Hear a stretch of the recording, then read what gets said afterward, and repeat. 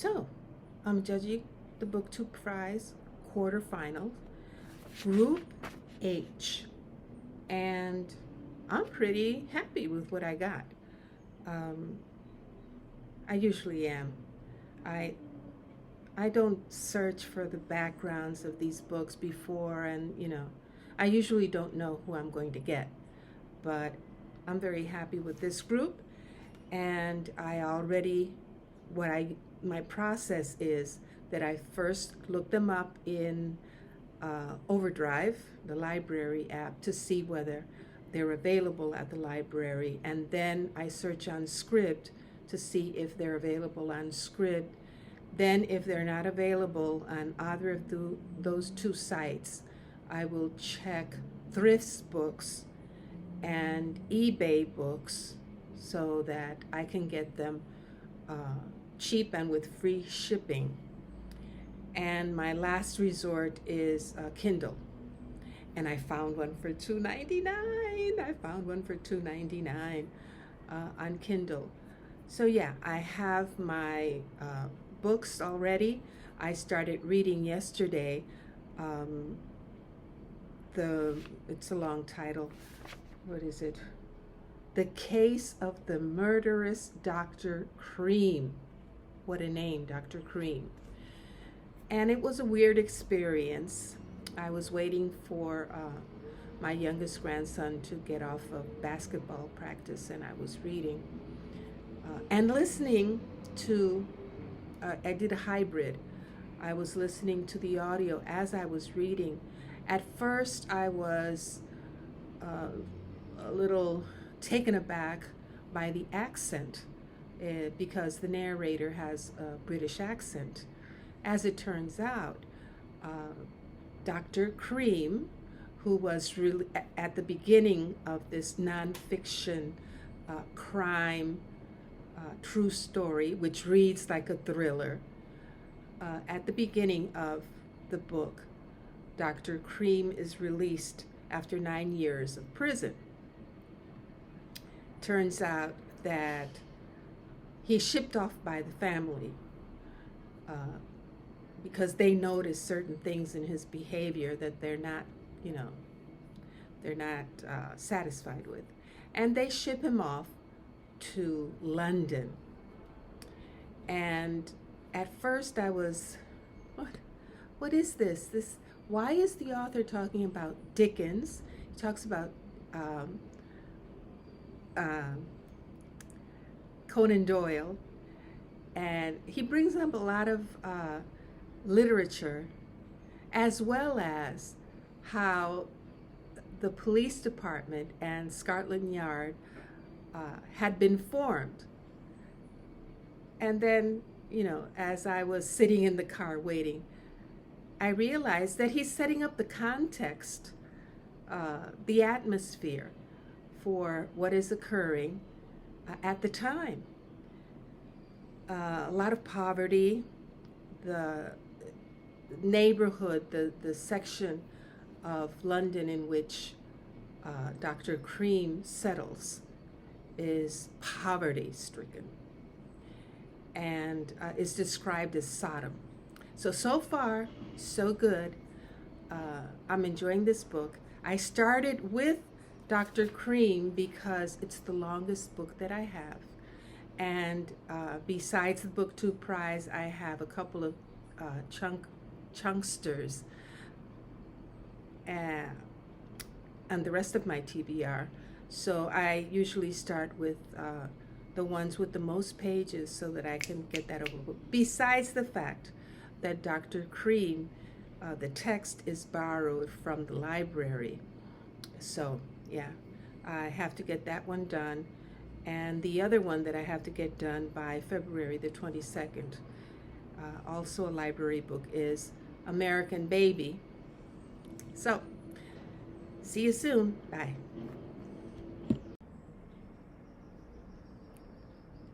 I fell asleep. This is not going to be one of those books I can read at night. It has to be a book that I can read at the beginning of the day, fully conscious, fully aware, And I have to go backtrack, and reread everything that I fell asleep reading. Bye. Hi, so it's been a few days since I've been able to continue with the case of the murderous Dr. Cream. Uh, so it's a lot. It's a lot. Um, I'm enjoying it. It reads like a thriller, except, and I love historical context. That's not the problem. I love historical context, but it's a lot of historical context, a lot of details, and has a way of going off into these uh, stories about, what is happening in the development of the police department, in the history of forensic science, for example, and how that was going, that was developing in Britain at the time, and interesting, except that by the time that long historical context was finished, I had forgotten what this was about. Luckily, the next chapter brought us back to what we were, concentrating on, which is we already know who the killer is. This is not a mystery. It reads like a thriller. How are they going to catch the notorious, not notorious because nobody knows who he really is, uh, Dr. Cream? Dr. Cream has already killed four, four women, and has gone back to the United States because Presbyterian reverend has written to the family and said, he is out of control. So he goes back to the United States, but, you know, got money from his parents' estate, his father's estate, went back to England, and is continuing to, uh, scout out his next victims, right? So, yeah, that's where we are. That's where we are right now. There's a breakthrough. Finally, uh, the police department has a suspect, and it is Dr. Cream, but they don't know it yet. But I have to go. It's very suspenseful, and as I said before, it reads like a thriller, but a thriller with lots and lots and lots and lots and lots of detail. According to this Kindle edition, I'm already on chapter 11, but I've only read 16% of the book, which is why I started with this book because it's the longest one. Okay, that's it for today. Take care. Bye. Adios. Hi, it's 5 o'clock in the morning, and I've been up for a while. It's not boding well for the case of the murderous Dr. Cream by Dean Jobb. It doesn't bode well for a book when, since I've started reading it, I've already fallen asleep 3 different times. And one already this morning. Got up early to be able to read, and by the time I noticed I had fallen asleep already. And it's only 22% in, and the author has already mentioned, and I stopped counting because I have them down here in my notes, around 80 names. That's how much historical context the author's been giving, which is all very well and good, but sometimes it is very lengthy, and sometimes I question, uh, the use of so many literary references as well as contemporary uh, authors and their opinions on what was happening at that time in crime history. He's giving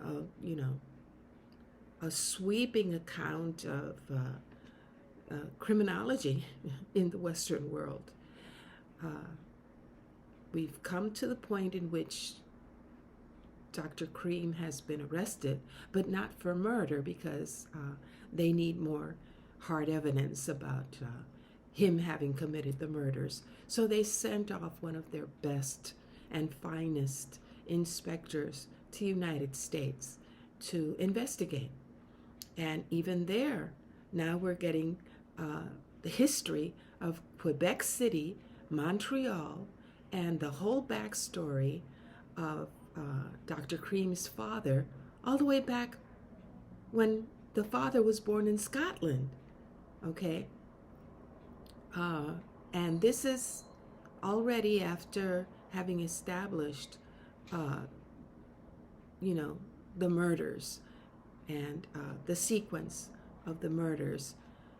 So, yeah, it's not boding well for this book, and I really, really want to get, and I've got my fingers crossed that I can, proceed with the next.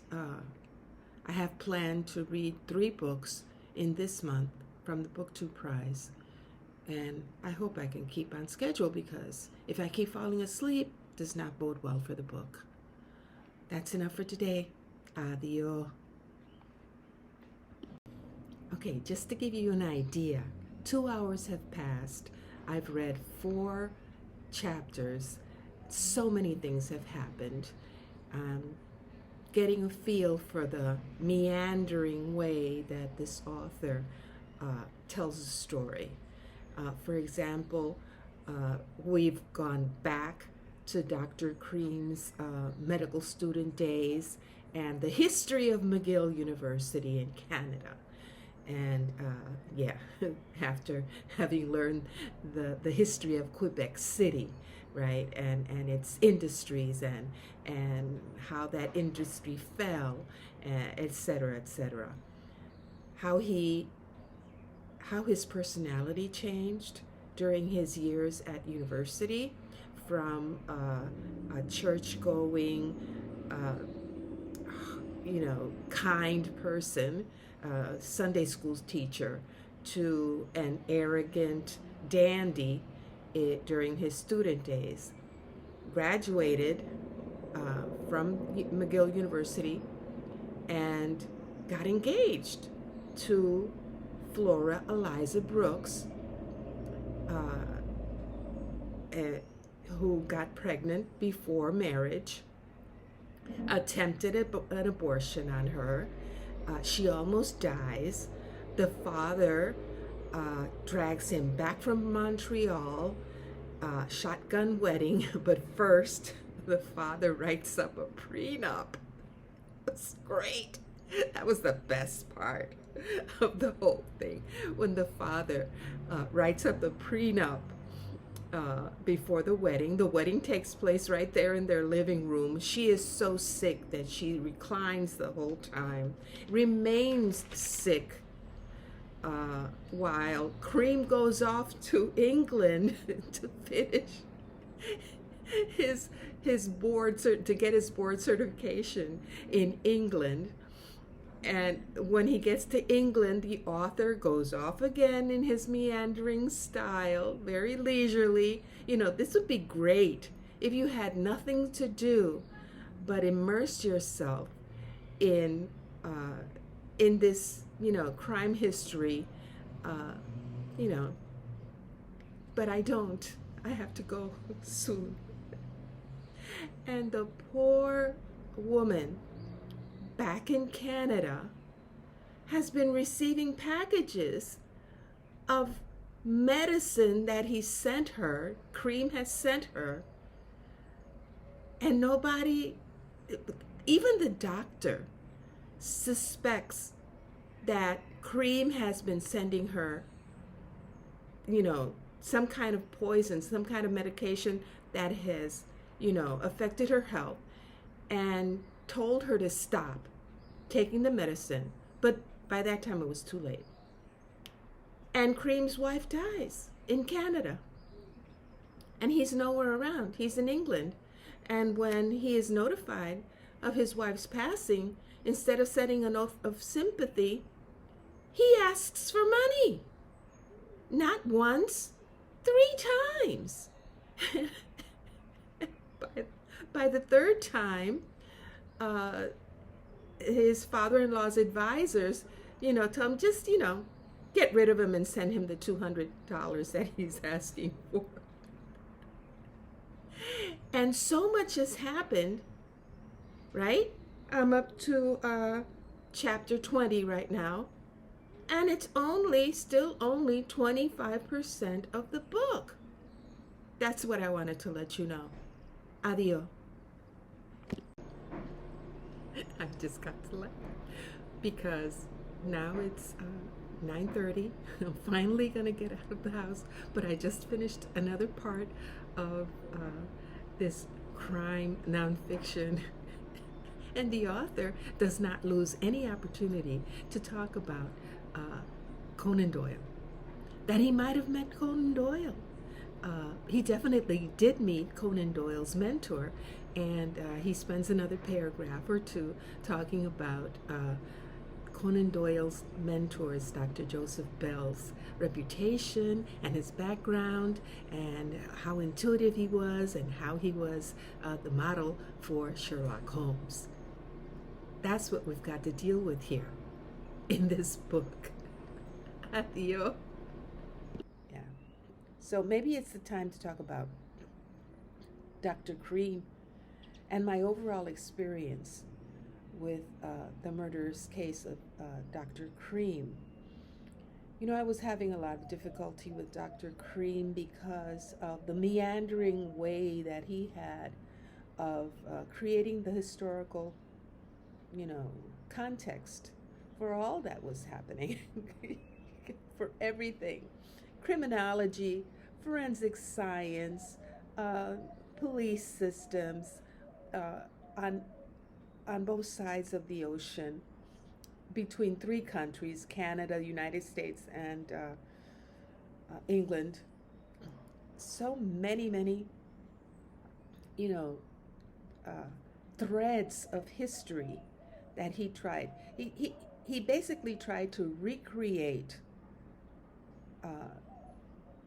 the whole atmosphere, the time period in which this happened. How it was possible for Dr. Cream to get the poisons in the first place, what laws were in place before and after people noticed, people were using poison to kill people, and how they became restricted. He went into so much detail, and I was frustrated, very frustrated. Took a long time. I just knew when he brought up a new topic that he was going to go into a rabbit hole of history. Yeah. But then, I was complaining about, I'm already on chapter, 20, but I'm only on 22% of the book. What happened? That a big chunk of the book, Dr. Cream, are the acknowledgments, the footnotes. His acknowledgments are extensive, and that's where I really, really respected the author, because the author goes into minute detail again about where he got his information, and it impressed me, tremendously, the work that was, put in.